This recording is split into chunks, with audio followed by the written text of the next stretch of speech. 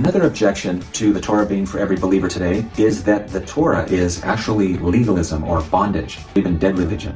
It's actually a very common thought because of misunderstanding scriptures, but also due to simply the way we were brought up to think.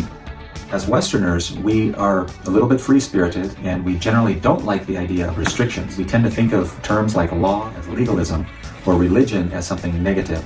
Spiritless faith. It seeks to gain righteousness or salvation by doing works. And this, of course, would be wrong. As Paul said, "For it is by grace you are saved, through faith, and this not of yourselves. It is the gift of God, not by works, lest any man should boast."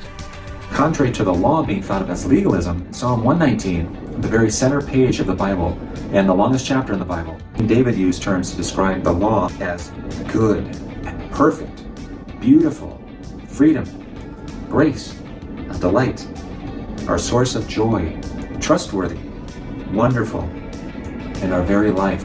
And in Psalm 1, King David said that, "Blessed is the man who walks not in the counsel of the ungodly, nor stands in the path of sinners, nor sits in the seat of the scornful. But his delight is in the law of the Lord, and in his law he meditates day and night." When we receive Jehovah's precious gift, the Son, Jesus Christ, we respond in love, which is shown by our obedience. God is a God of order and not chaos or lawlessness.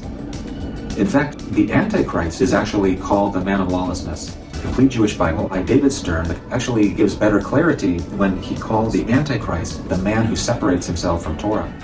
We often hear people say things like, "I'm not religious, I'm just forgiven," or "I don't have a religion, I have a relationship with God."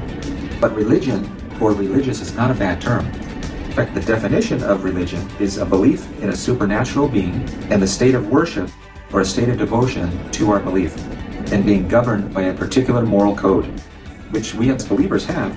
So you could say that we have a religion and a relationship with the Almighty God. Shalom, shalom. God bless you.